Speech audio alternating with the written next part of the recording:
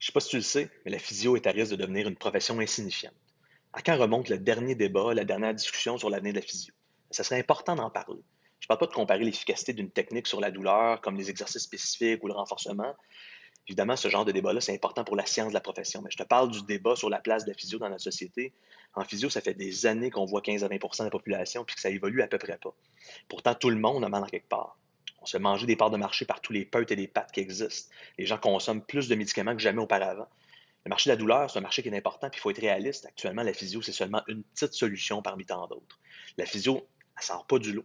Pourtant, on est la science qui s'occupe d'aider des gens à régler leur douleur. On devrait être la première option à laquelle quelqu'un pense quand il a mal. On devrait voir pratiquement 100% de la population. On devrait faire plus de prévention. Notre problème, on ne se modernise pas. On a encore une approche médicale calquée sur la pratique des années 80. Tous les professionnels de la physio font un travail exceptionnel et essentiel. Qu'on veuille ou non, l'accès en clinique privée, en première ligne, c'est souvent le premier, puis même souvent le seul contact que la population peut avoir avec la physio. La physio dans le privé, il faut prendre nos responsabilités.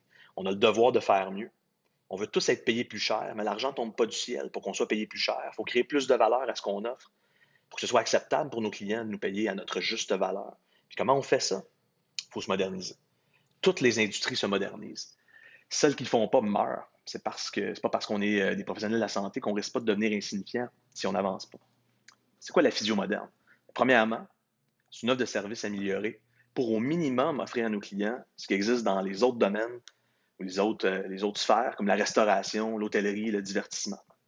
Deuxièmement, il faut être innovant et avant-gardiste dans nos façons d'entrer en contact avec notre clientèle. Il faut bien utiliser les technologies en place, s'adapter, intégrer celles futures.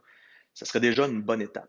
Troisièmement, si on améliore nos contacts avec notre clientèle, il faut les écouter. Il faut poser des questions puis écouter le marché. Ça, c'est juste faire du bon marketing.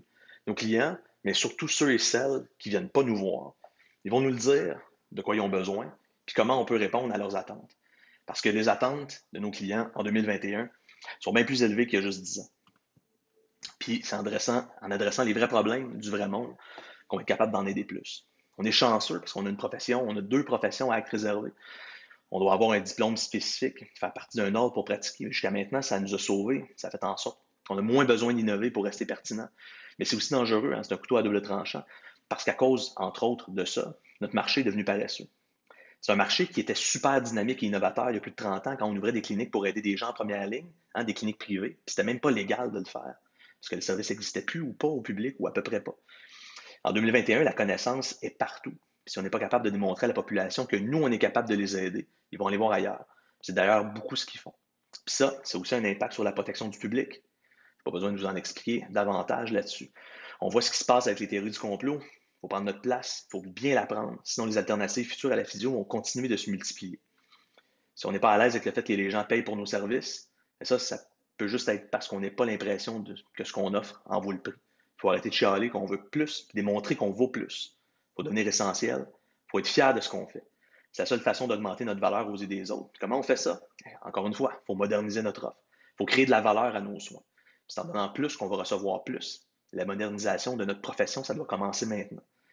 Quand le monde va recommencer à tourner normalement, j'aimerais ça t'inviter à un événement où l'un des objectifs, ça va être de nous questionner sur la direction à prendre pour améliorer notre industrie afin de rester vivant puis devenir encore plus significatif comme profession au Québec. En attendant, commence à penser à comment on peut apprendre des autres marchés pour le bien de celui de la physio et de la population.